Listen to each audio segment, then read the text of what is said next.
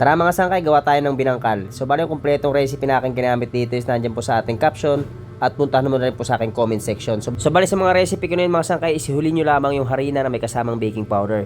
Kapag natunaw nyo na yung asukal, kasama yung tubig, itlog, asin at margarine, ay saka mo naman po ilagay yung ating harina na may kasamang baking powder. Inuulit ko po, nandiyan po sa ating caption at saka sa ating comment section yung sukat ng mga ingredients na aking ginamit.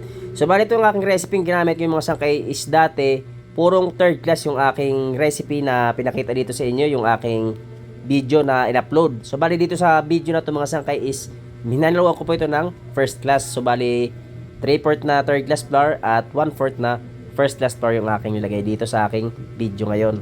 Ito yung itsura ng ating binangkal kapag nabuo na natin yung ating masa. Ganyan, parang cookies lang din siya mga sangkay. At binabaston ko muna bago ko ikat. So bali ang timba nga pala dito ng bawat isang binangkal ko is 25 grams. At ibibenta ko lamang po yan ng 5 piso. So bali nakadepende pa rin sa inyo mga sangkay kung sa costing ninyo kung magkano nyo ibibenta ang inyong binangkal. So bali iba-iba naman po tayo kasi ng presyo ng ating mga ingredients na ating mabibili, di ba? Kaya mahalaga po na kayo ay mag-costing bago kayo magbenta ng inyong produkto. At dito naman sa part na to mga sangkay is sa mga nagtatanong kung paano daw pakapitin yung linga. So bali ito, binasa ko muna yung ating pinutol na masa ng ating binangkal. Binasa ko yung mga sangkay ha at diniretso ko sa linga.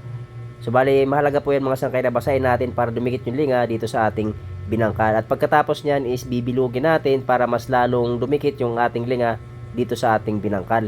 Para kapag atin nang sinalang sa mantika, hindi lahat ng linga ay maglaglagan doon sa mantika. Kasi meron kasing pagkakataon minsan na kapag hindi kapit na kapit yung linga sa ating binangkal is nakakalbo po yung ating binangkal. Halos wala ng linga na natitira. So bali ganyan lamang po mga sangkay. Panoorin nyo yung proseso kung paano ginawa.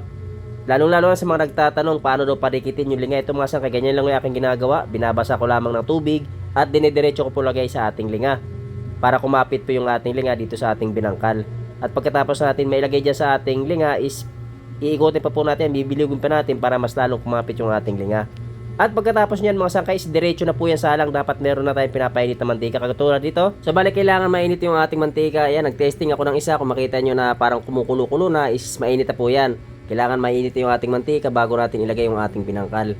At gumamit ako dyan ng malakas na apoy para sa pagluluto nitong ating binangkal. At sa pagluluto po nga pala nito mga sangkay, hindi pwedeng pabayaan nyo lang na ganyan siya hanggang pula. Bali yung kabilang side dyan is mauunang pumula at babaliktarin nyo na lamang. Yan, kagaya nakikita nyo sa video.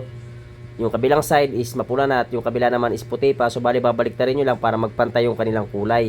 Kailangan both side mga sangkay is golden brown bago natin alisin sa mantika. At pagkalis nyo sa mantika medyo taktak nyo lang para paglagay nyo sa lalagyan is hindi gaano mamantika yung ating binangkal. So bali inuulit ko yung kumpletong ingredients, sukat ng mga ingredients is nandiyan sa ating caption at puntahan nyo na lamang po sa ating comment section. At hanggang dito na lamang yung ating video. Ito na yung ating finished product mga sangkay. Huwag kalimutan mag-like at share ang ating video at paki-follow na rin po.